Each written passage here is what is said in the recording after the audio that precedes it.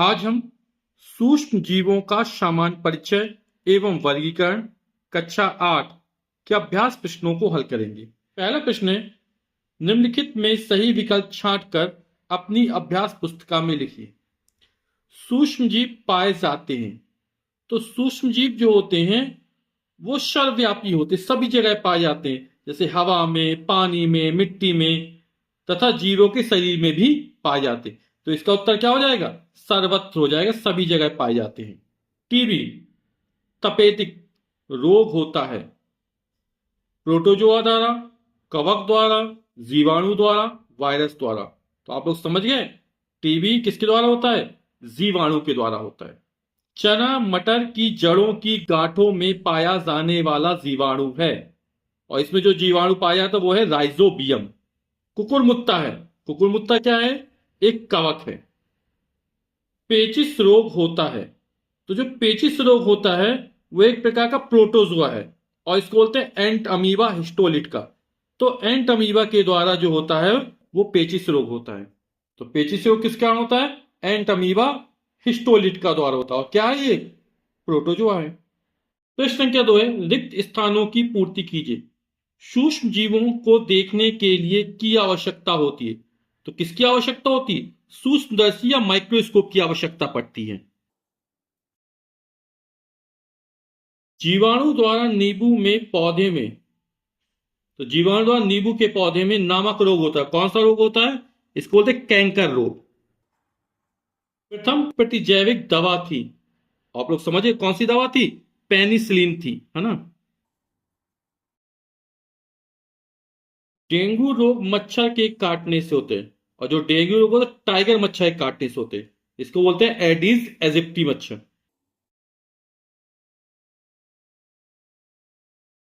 तो डेंगू रोग टाइगर मच्छर के काटने से होते हैं, इसको क्या बोलते हैं? Aedes aegypti. हैजा रोग दूषित से फैलता है। तो जो हैजा रोग है वो दूषित जल और या भोजन से फैलता है। राइजोबियम जीवाणु का स्थिरीकरण करते हैं, और ये किसका स्थिरीकरण करते हैं? नाइट्रोजन का। प्रश्न संख्या 3 है, निम्नलिखित कथनों में सही कथन पर सही और गलत कथन पर गलत का चिन्ह लगाइए। सभी सूक्ष्म जीव हानिकारक होते हैं। तो सभी सूक्ष्म जीव हानिकारक नहीं होते, कुछ जीव लाभदायक होते हैं और कुछ जीव हानिकारक होते हैं। और बोला सभी सूक्ष्म जीव हानिकारक होते हैं, तो ये कथन कैसा हो जाएगा? गलत हो जाएगा। विषाणु जनित रोगों के उपचार में प्रतिजैविक दवाओं का प्रयोग किया जाता है। तो ये जो कथन है वो गलत है। क्यों गलत है? क्योंकि प्रतिजैविक दवाएं जो होती हैं वो जीवाणु के संक्रमण के खिलाफ प्रभावी होती हैं, ना कि विषाणु के खिलाफ, है ना। इसके लिए क्या होती है? एंटी वायरल दवाएं दी जाती है ना, या वैक्सीनेशन किया जाता है इनसे बचाव के लिए, है ना। तो ये कथन क्या हो जाएगा? गलत हो जाएगा। मोरकेला गुच्छी नामक कवक का प्रयोग भोजन के रूप में होता है, और ये कथन कैसा है? बिल्कुल सही है। पोलियो का टीका ड्रॉप के रूप में पिलाया जाता है, बिल्कुल सही, 2 बूंद जिंदगी की, है ना। सही कथन है ये। चेचक एक संक्रामक रोग है, ये भी बिल्कुल सही है। प्रश्न के 4, स्तंभ का को स्तंभ खा से सुमिलित कीजिए। तो मलेरिया, और मलेरिया क्या होता है? प्रोटोजोआ के कारण होता है। एड्स, और एड्स किसके कारण होता है? ये विषाणु के कारण होता है। तो जो एड्स रोग होता है ना, एड्स का पूरा नाम क्या है? एक्वायर्ड इम्यूनो डेफिशिएंसी सिंड्रोम, है ना। एचआईवी वायरस के कारण होता है ये। और इसमें क्या होता है? इस रोग से पीड़ित व्यक्ति की रोगों से लड़ने की क्षमता, यानी रोग प्रतिरोधक क्षमता क्या होती है? कम हो जाती है। और इसका पता लगाने के लिए एलिसा परीक्षण किया जाता है, एड्स रोग का पता लगाने के लिए। टाइफाइड, ये जीवाणु के कारण होने वाला रोग है, और दांत जो है वो कवक के कारण होने वाला रोग है। प्रश्न क्या 5 है, सूक्ष्म जीवों का आर्थिक महत्व बताइए। तो इसका उत्तर है सूक्ष्म जीवों का आर्थिक महत्व। पहला है प्रतिजैविक दवाएं बनाने में। सूक्ष्म जीवों द्वारा अनेक प्रतिजैविक दवाइयां बनाई जाती हैं, जैसे पेनिसिलिन फफूंद से, स्ट्रेप्टोमाइसिन जीवाणु से। दूसरा है नाइट्रोजन स्थिरीकरण में। राइजोबियम नामक जीवाणु वायुमंडल की मुक्त नाइट्रोजन को नाइट्रेट व नाइट्राइट में बदल देते हैं। अर्थात नाइट्रोजन का स्थिरीकरण करते हैं। इससे भूमि की उर्वरता बढ़ती है। तीसरा है कार्बनिक पदार्थों के अपघटन में। कुछ सूक्ष्म जीव जटिल कार्बनिक पदार्थों को सरल कार्बनिक पदार्थों में अपघटित कर देते हैं। चौथा है उद्योग धंधों में। सूक्ष्म जीवों का उपयोग अनेक प्रकार के उत्पादों को तैयार करने में किया जाता है, जैसे ईस्ट कवक का उपयोग डबल रोटी बनाने में।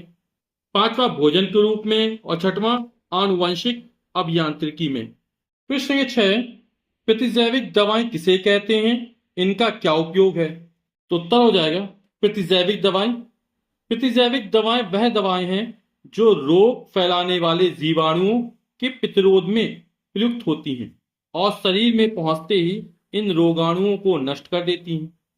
प्रतिजैविक दवाओं का उपयोग सूक्ष्म जीवों द्वारा होने वाले अनेक रोग जैसे टीबी, हैजा, टाइफाइड, निमोनिया आदि के उपचार में किया जाता है।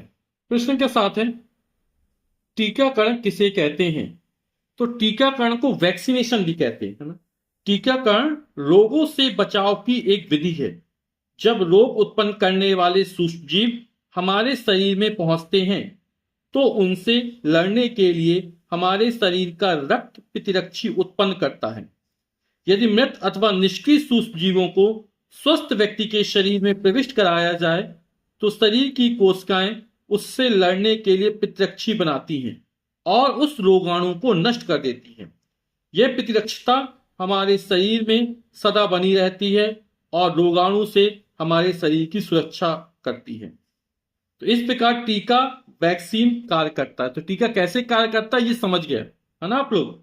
और टीका द्वारा रोगों का उपचार टीकाकरण कहलाता है। ठीक, टीकाकरण होता है ना, जो चेचक का टीका लगता है ना, हेपेटाइटिस का लगता है ना, अभी कोरोना की वैक्सीन की गई, वैक्सीनेशन हुआ है। वैक्सीनेशन मतलब टीकाकरण। प्रश्न संख्या 8, अभ्यास का अंतिम प्रश्न है ये। सूक्ष्म जीवों से होने वाली बीमारियों तथा उनसे बचाव के तरीके बताइए।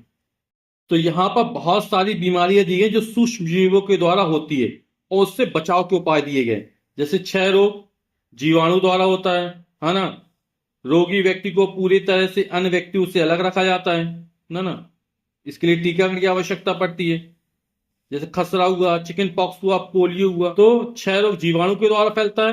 खसरा, चिकन पॉक्स और पोलियो ये विषाणु के द्वारा फैलते हैं। ठीक है।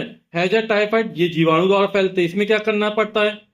बचाव के उपाय, व्यक्तिगत स्वच्छता एवं अच्छी आदतों को अपनाना, भली भांति पके भोजन, उबला पेयजल एवं टीकाकरण, है ना। तो इस प्रकार आप इससे ये प्रश्न का उत्तर लिख सकते हैं।